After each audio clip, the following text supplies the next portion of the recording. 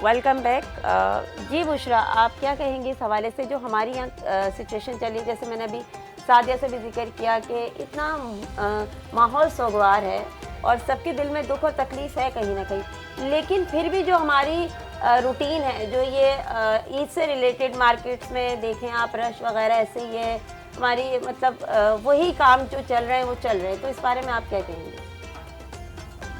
जो सादिया कह रही थी वो सही कह रही हैं कि बेहिस हो गए और सब बस अपना आप देख रहे हैं, वो सबको नहीं देख रहे। वो टेंशन की बात से दूर रह रहे हैं। टेंशन का अगर कुछ खबरें चल रही हैं, कुछ है, तो कहते हैं चलो निकलें बाहर होकर आते हैं, थोड़ा माहौल सही करें। और हालांकि ये ईद तो खुशी ही रोज़दारों के लिए है, बेशक उन्हीं को तोहफ़तन मिली है ये ईद, तो रोज़े रखें, उससे आप वो खुशी पाएं, ना कि आप मैचिंग ले लेके घूम रहे हैं, रोज़ा रखा नहीं रखा, आज तो मार्केट जाना है, आज का रोज़ा छोड़ देते हैं। ये रुझान जब चल रहा है बिल्कुल, तो ये बड़ी इंपॉर्टेंट आपने बात कही है कि ऐसा भी होता है कि शॉपिंग के लिए लोग रोजे छोड़ रहे होते हैं, ऐसे सही कह बहुत रही से हैं लोग करते हैं क्योंकि अब गर्मी हो गई है, ये हो, अब आसानियाँ करते हैं, एसी हो, ये हो, भाई आसानी हो जाए सब। तुम ये दही खा लो, प्यास नहीं लगेगी, ये चीज़ खा लो, ये नहीं हो।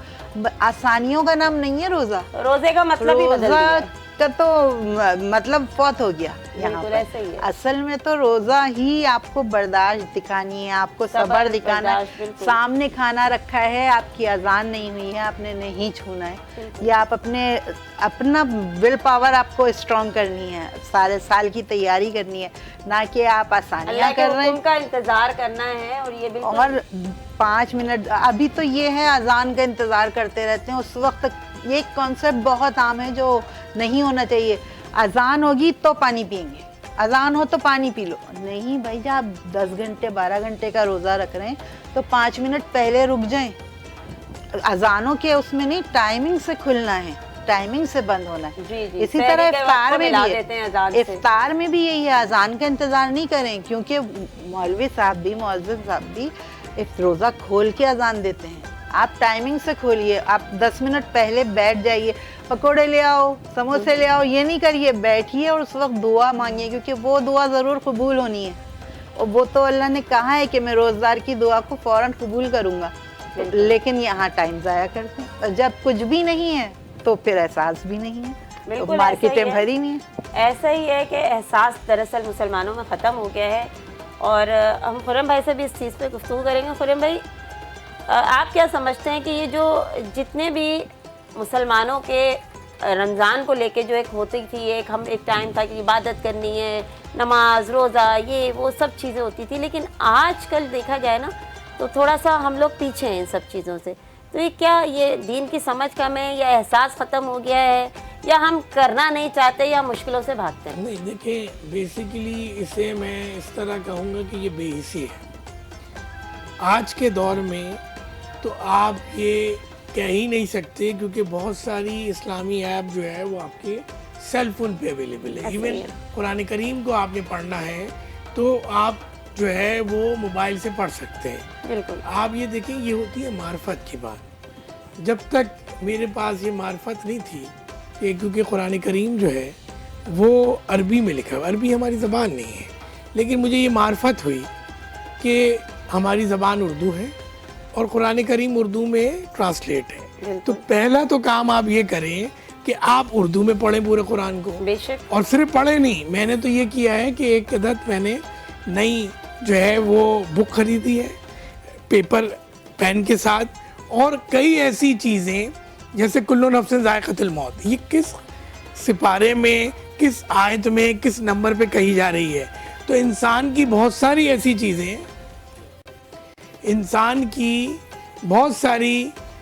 चीज़ें हैं जो आप अपनी ज़िंदगी में इम्प्लीमेंटेशन करते हैं। तो मुझे तो मज़ा आ रहा है, यानी जब आपके पास जो इल्म का ख़जाना, यानी कुरान करीम जो है वो एक ख़जाना है, उस ख़जाने से जो हम एक गिलास पानी पी रहे हैं, तो वो ख़जाने की जो पोजीशन है वो बहुत डिफरेंट है।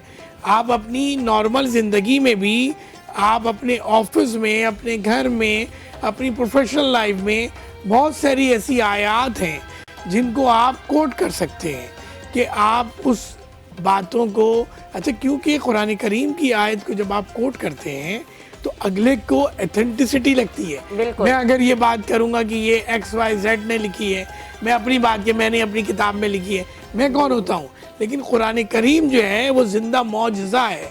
जब आप मौजज़े को कोट करते हैं तो मैं अपने तमाम सुनने वालों को ये कहना चाहूँगा कि आप इस वक्त कुरान करीम को, अगर आपको अरबी नहीं भी आती, क्योंकि अरबी आपकी ज़बान नहीं है, तो आप उर्दू में पढ़ें और 30 सिपारे को जब आप पढ़ेंगे तो आपके अंदर खुद एक उसकी चाहत आएगी और आपके पास एक ऐसा कंटेंट आएगा कि जो आपको ये महसूस होगा कि यार ये जो बातें हैं ये पहले मेरी ज़िंदगी में नहीं थी। जैसे मुझे किसी साहब ने कहा कि जनाब आपने खुर्रम साहब हज किया, 2008 में मैंने हज किया है, आज 2026 है। हमने बुज़ुर्गों से, उलमाओं से सुना कि खालिक दो जहां जब आपको साहिब इस्तिताअत करे तो ये जो लुत्फ़ है हज का, ये जवानी का है। तो खुदा ने हमें 2008 में हज का जो लुत्फ़ दिया और वहाँ जब हम पहुँचे और वहाँ क्योंकि हम एक सोशल वर्कर हैं तो हम खालिक को ये कहते रहे कि ये 5 नमाज़ें सिर्फ पढ़ ली हैं, कुछ हमसे काम कराएं। तो खुदा ने हमसे ऐसे ऐसे काम वहाँ लिए, क्योंकि वो कहते हैं कि अमल का दारोमदार नियत पर है। अगर आपने नियत ये रख ली कि आप इस दुनिया में आए हैं तो कोई मकसद हयात है। ये मकसद हयात क्या है? ये मकसद हयात ये है कि आपकी ज़ात से आपके भाई बहन, आपके दोस्त अहबाब, आपके रिश्तेदार, आपके मोहल्ले वाले, आपका माशरा आपसे फैज़ियाब हो। अगर ये नहीं हो रहा है तो बेकार है ज़िंदगी, यू आर जस्ट एनिमल। तो आप ये समझें कि लुत्फ़ की बात यह है कि आपका अमल और किरदार ऐसा होना चाहिए कि लोग आपके माँ बाप से दोस्ती करना एजाज़ समझें, आपके भाई बहनों से दोस्ती करना एजाज़ समझें, आपके पड़ोसियों से दोस्ती करना एजाज़ समझें। अमल आपका है, मार्केटिंग सबकी हो रही है। तो मैं ये समझता हूँ कि ये जो बात है कि इस वक्त हम बेहिस हुए हुए हैं, हम ये सोगवार इस वक्त जो है इस्लामी मुल्क में जो है हम रहते हैं और हम इस बात को रियलाइज़ ही नहीं कर रहे हैं यार हमारी बारी थोड़ी आई है, अभी तो ईरान की बारी, हम तो दूर हैं।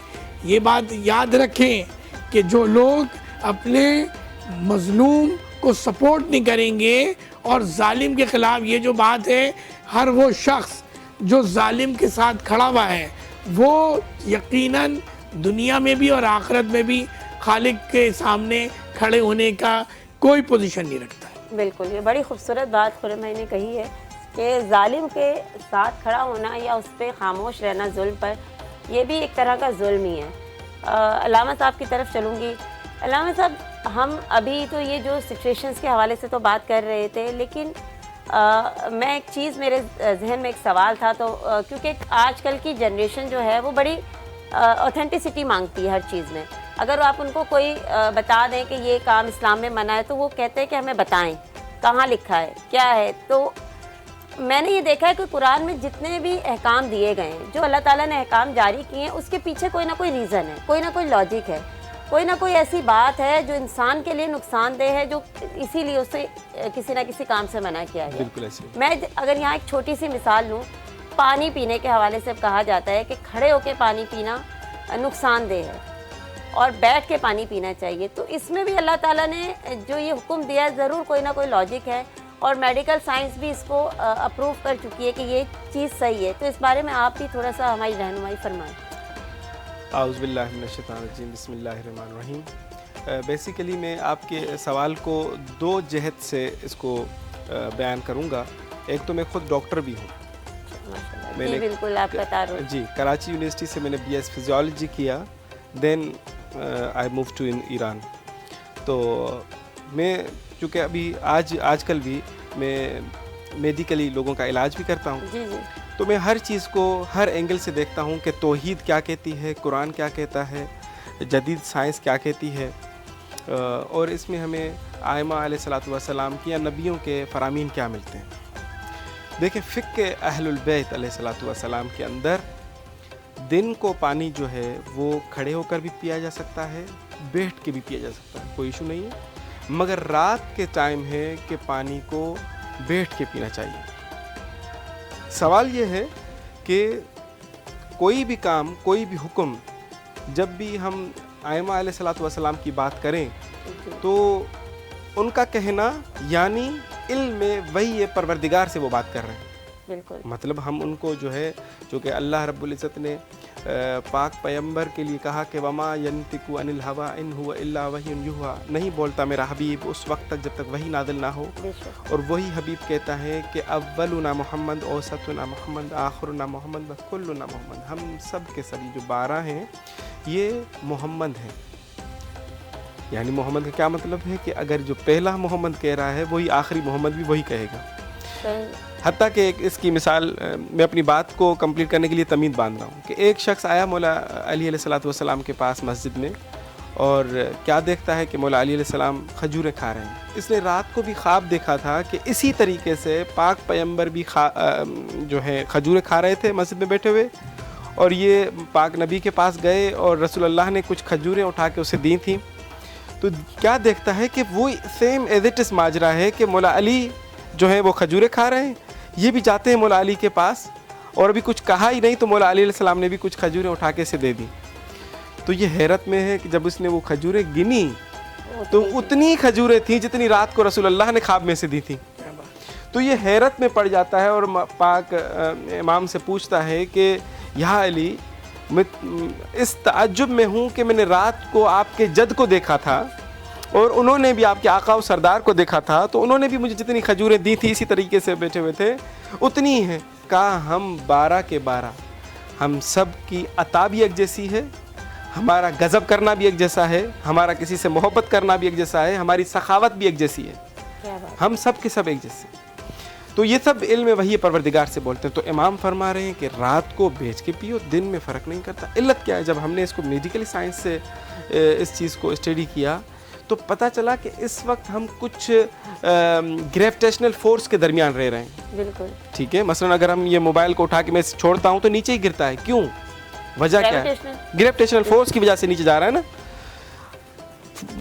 ग्रेविटेशनल फोर्स किस वजह से है? ये जो सैयारे चारों तरफ घूम रहे हैं चांद के सूरज के गिर्द, और यही सूरज फिर खुद एक गैलेक्सी के अंदर भी घूम रहा है। बिल्कुल। तो ये पूरा एक निज़ाम है जी। किसी टाइम जब चांद आपके करीब होगा तो ग्रेविटेशनल फोर्स कम हो जाएगी, क्योंकि वो दूर सूरज से आपको दूरी कर रहा है।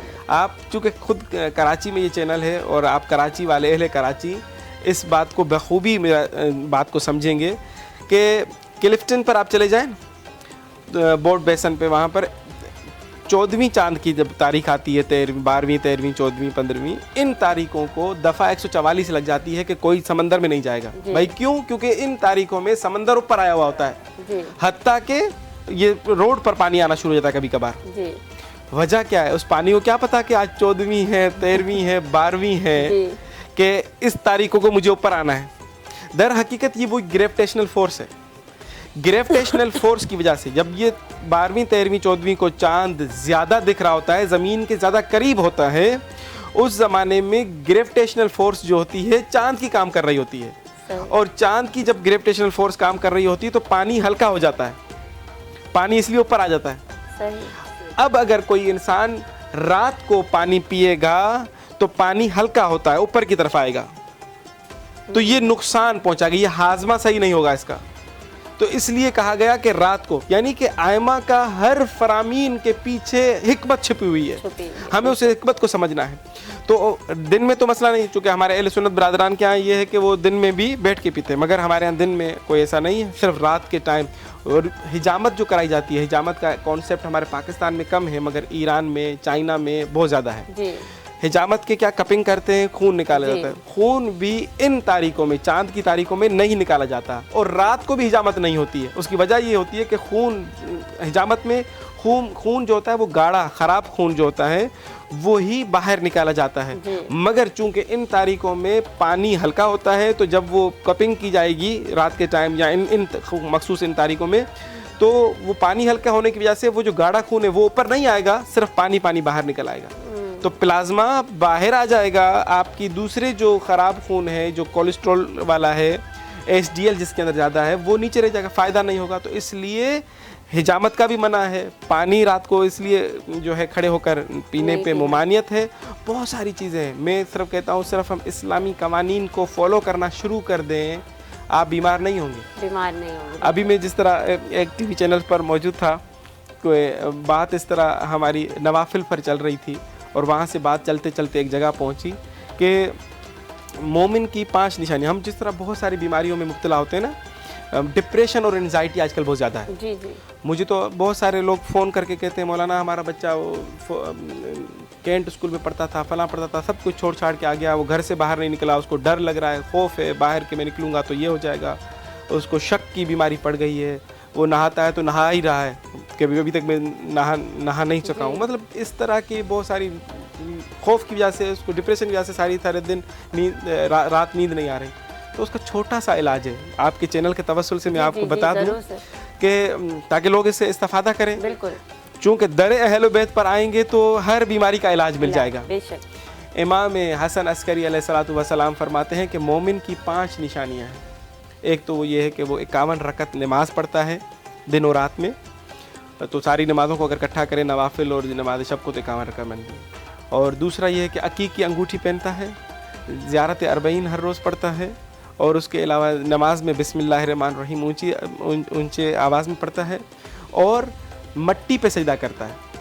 देखिए हमारे यहाँ फ़िक़्ह अहलुल बैत में कारपेट पर सजदा नहीं होता, मगर अहनाफ के यहाँ कारपेट पे सजदा होता है, मगर ऐसा नहीं कि उनके यहाँ ममानियत है कि मट्टी पे सजदा नहीं करो, मट्टी पे भी होता है उनके यहाँ, मगर वो उनके यहाँ कोई मुश्किल नहीं है, कारपेट पे भी कालीन पर भी हो जाता है।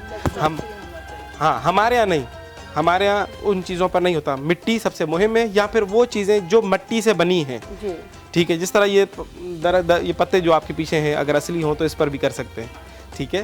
तो ऐसा पत्ता जो खाया ना जाता हो, मतलब पान के पत्ते पे नहीं होगा, जो वो खाया जाता है, ठीक है। अच्छा जी, क्यों? अभी मैं अपने जवाब की तरफ आता हूँ कि इमाम इल्म लदुन्नी के मालिक, क्या रब्त है भाई मिट्टी पे सजदा करने से मोमिन की निशानी में?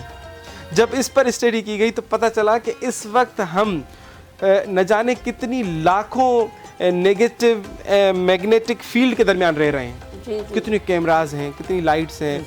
मैं अगर यहाँ पर डिश लगा दूँ तो शायद आपके ACTV पर कम से कम नहीं तो 500 चैनल चलना शुरू हो जाएंगे। थोड़ा सा डिश को इधर करूँ तो पता नहीं कौन सी दुनिया के आएंगे, इधर करूँ तो ये आएंगे, मतलब 500, 1000, 2000 चैनल आप। इसका मतलब ये कि सारे सिग्नल्स यहाँ मौजूद हैं।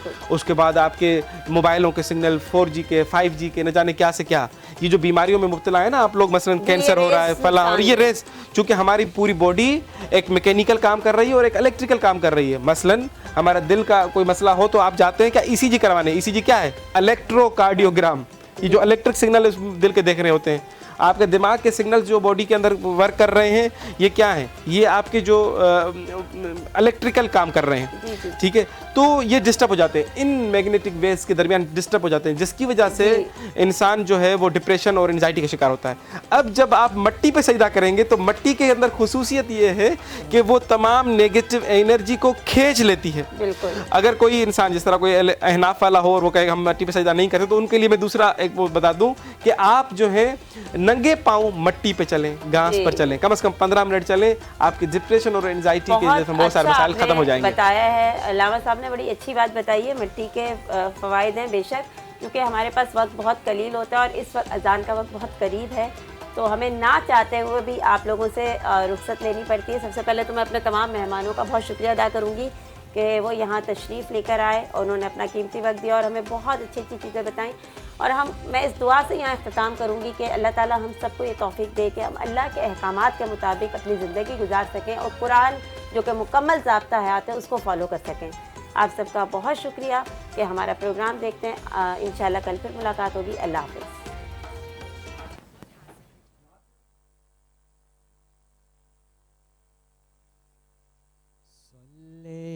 अला नबीना सल्ले अला मुहम्मदिन सल्ले अला शफीना सल्ले अला मुहम्मदिन।